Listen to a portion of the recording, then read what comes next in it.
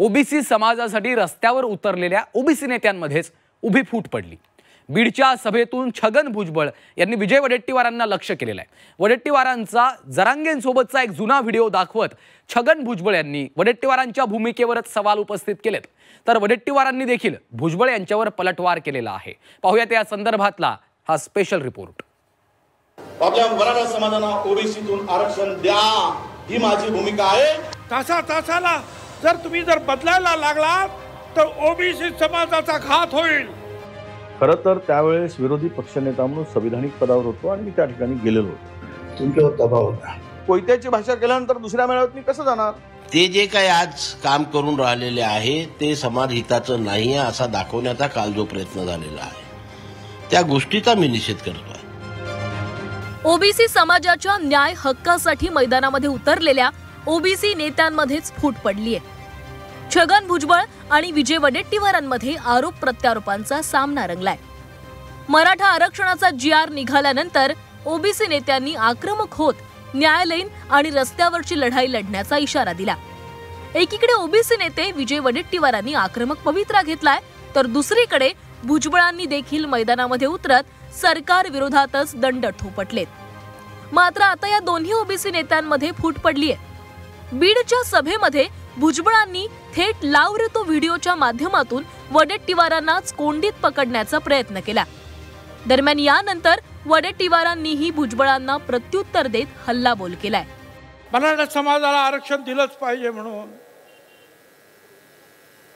अंबडच्या meeting मध्ये येऊन तुम्ही सांगा आम्ही तुमच्या बरोबर आहोत, नंतर आमच्याकडे आमचा परत पाठ फिरवणार, हे कसं काय शक्य आहे?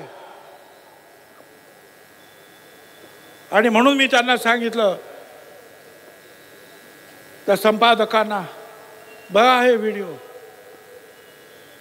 तासाला जर तुम्ही बदलायला लागलात तर ओबीसी समाजाचा घात होईल। खरं तर त्यावेळेस विरोधी पक्षनेता म्हणून संविधानिक पदावर होतो आणि मी त्या ठिकाणी गेलेलो होतो। काम करतो त्या मालकाचे गुणगान आपल्याला गावेच लागतात आणि पण यातून माझी जी भूमिका त्यावेळेच्या धरून ते प्रश्नचिन्ह निर्माण केलाय। आणि नागपूरमध्ये जो मोर्चा झाल्यानंतर भाजपाच्या पायाखालची वाळू सरकली आणि मला टार्गेट करायसाठी भुजबळांना माझ्या अंगावर सोडलं, हा माझा स्पष्टपणे आरोप आहे।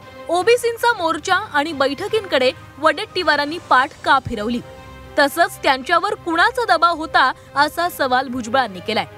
तर अंबडच्या सभेमध्ये कोयत्याची भाषा केल्यानं सभेला गेलो नव्हतो, तसंच पंढरपूरच्या सभेत निमंत्रण दिलं नसल्याचाही आरोप वडेट्टीवारांनी भुजबळांवर केलाय। काय चक्र फिरली, त्याच्यानंतर हिंगोलीला आम्ही सांगितलं येतो म्हणाले, गेले तेला म्हणाला, परत सांगितलं पंढरपूरला या, आलेच नाही, इंदापूरला या, अरे या रे, नाही झालं, नगरला झाले, नाही झाले। का, कुणाचा दबाव होता तुमच्यावर? एखाद्या मिटिंगला तुम्ही नसता आला, बाकीच्या मिटिंगला आणखी कुठेतरी यायला पाहिजे, नाही आला, तुमच्यावर दबाव होता।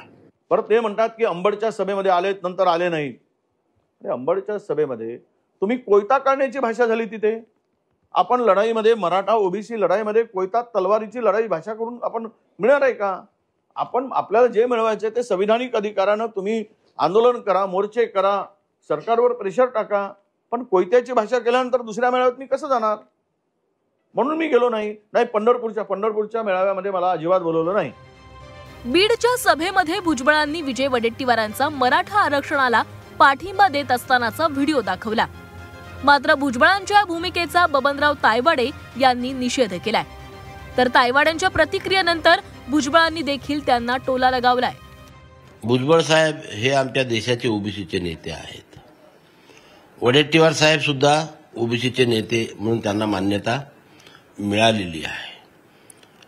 भुजबळ साहेब ज्येष्ठ नेते असल्यामुळे आम्ही सर्व त्यांच्या मुलासारखे आहोत आणि मुलाच्या हातून भूतकाळामध्ये एखादी चूक झाली असेल तर आज वर्तमान काळात त्याची पुनरावृत्ती करून ते जे काही आज काम करून राहिलेले आहे ते समाज हिताचं नाही आहे असा दाखवण्याचा काल जो प्रयत्न झालेला आहे त्या गोष्टीचा मी निषेध करतोय। जो तर तो दाखवायला नको पाहिजे होता, तर वडेट्टीवार चर्चा करायची झाली होती। कोणता आहे वडे पण मला माहिती, कोणता आहे वडे पण मला माहिती। मागील काही दिवसांपासून ओबीसी नेत्यांमध्ये नाराजी नाट्य पाहायला मिळतंय.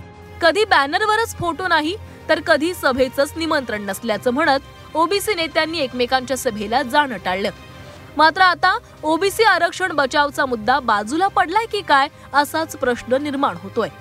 कारण 2 दिग्गज ओबीसी नेते एकमेकांविरोधात उभे ठाकलेत. ब्युरो रिपोर्ट, झी 24 तास.